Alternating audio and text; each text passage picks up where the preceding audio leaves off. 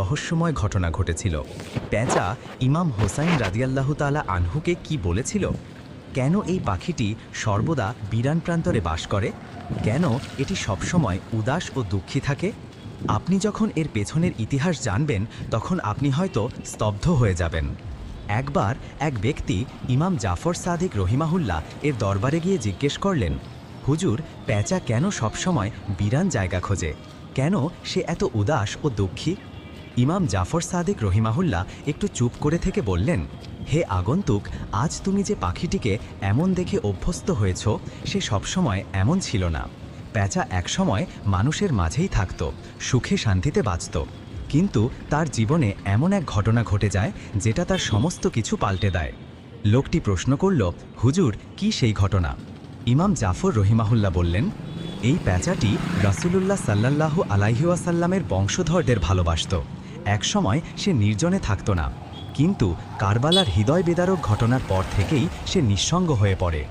যখন পেঁচাটি জানতে পারে ইমাম হোসাইন রাদিয়াল্লাহু আনহু তার পরিবার ও সাহাবীদের নিয়ে কারবালার ময়দানে অবস্থান করছেন, তখন সে ৯ মুহররম রাতেই কারবালায় এসে পৌঁছায়।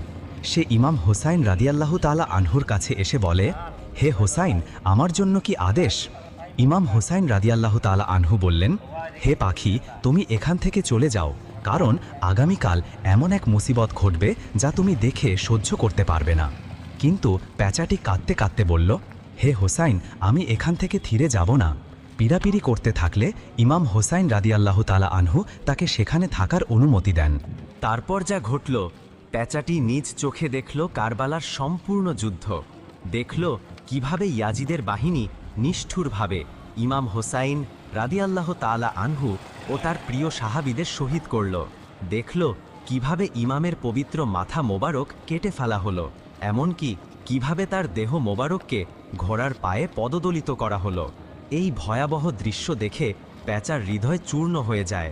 সে মানুষের ওপর থেকে বিশ্বাস হারিয়ে ফেলে, তার অন্তরে মানুষের জন্য বিদ্বেষ জন্ম নেয়। তখন থেকে সে আর মানুষের লোকালয়ে থাকতে চায় না। সে বেছে নেয় নিঃসঙ্গতা, এমন সব প্রান্তর যেখানে মানুষের ছায়াও তার ওপর না পড়ে। সেই থেকেই এই পাখিটি হয়ে উঠেছে এক নীরব সাক্ষী কারবালার রক্তাক্ত ইতিহাসের। আজও অনেকে পেঁচাকে দেখে ভয় পায়। সে যদি বাড়ির আশেপাশে ডাকে, লোকজন ভাবে কোনো অশুভ কিছু আসছে। অনেকে তো পেঁচার ডাক শুনেই বাড়ি ছেড়ে চলে যায়। কিন্তু বন্ধুরা, এই পাখি কোনো অলক্ষ্মী বা অপয়া নয়, বরং এই পাখির চোখে ছিল কারবালার কান্না। এই পাখির হৃদয়ে আজও বাজে ইমাম হোসাইনের শাহাদতের হাহাকার। তাই মনে রাখবেন,